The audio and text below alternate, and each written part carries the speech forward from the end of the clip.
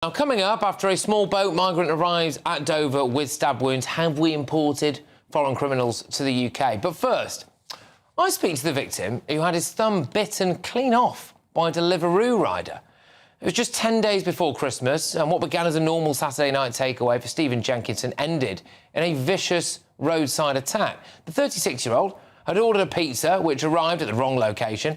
A brief argument with the delivery girl then ensued before she chewed off his thumb like a savage.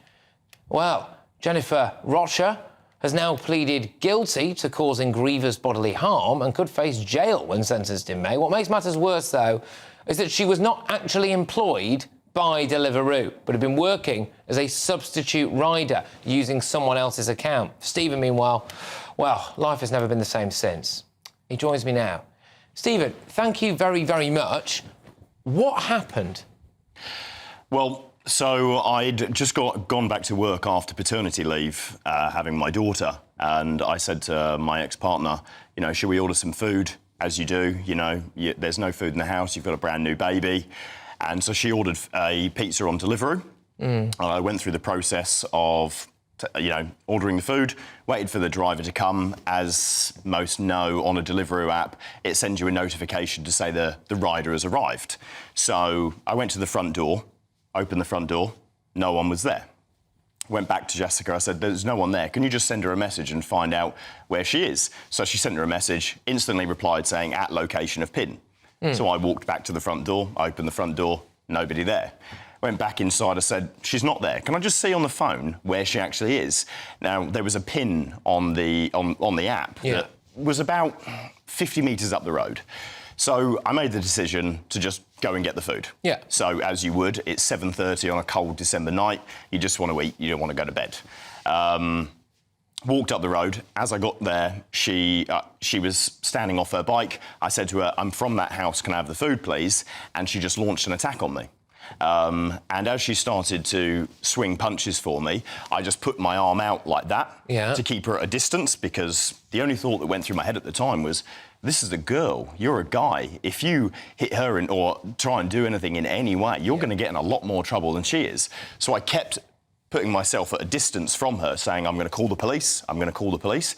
It's just unfortunate, as I went like that, the last time that I did it, my hand hit her helmet. My thumb went through the visor on the helmet, and she just clamped down until she bit it off. Can we just have a look, if you don't mind? So it's that camera there is opposite you. So that is now your thumb, right? Yeah, so that's half my big toe.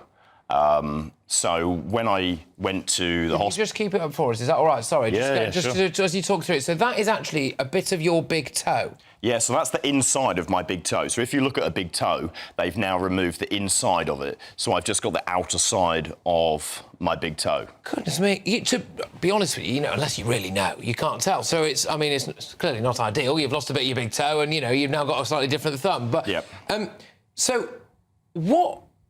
did it feel like? Did you realise what she was doing? Because it must have just been one of the most outrageous things you've ever had. I would say it was in her mouth for a good 45 seconds to a minute. I was there shaking on her helmet to try and get her off for a while. She's just chewing down on your thumb. And as she's biting and clamping and clamping and clamping, and all I remember is my hand dropped and my brain said, she's let go.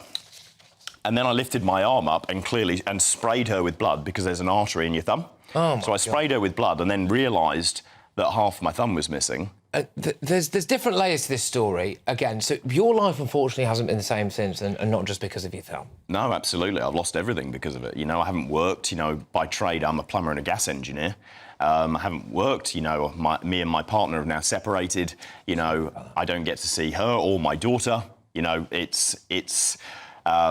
It's tough, in terms of debt, because I've been out of work for so long.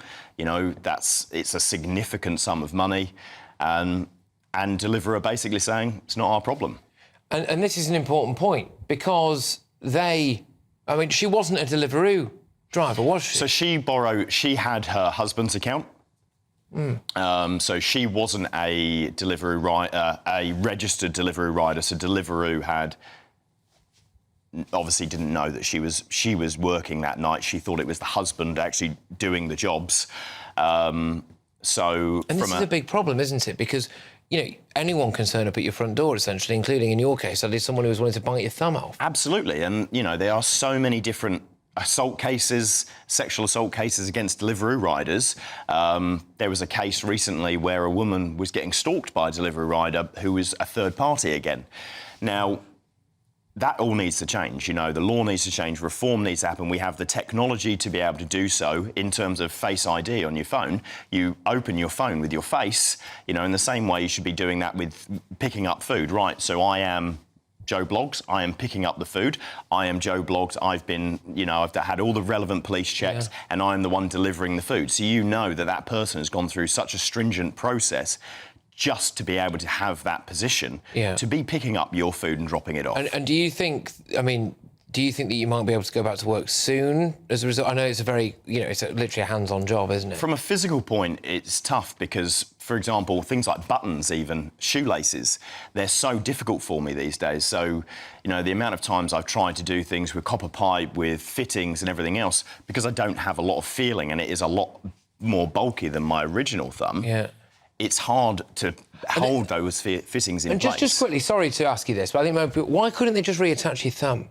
So when she had bitten my thumb off, in the time that my ex-partner got out so she could spit it into her hand, she'd had a good chew on it.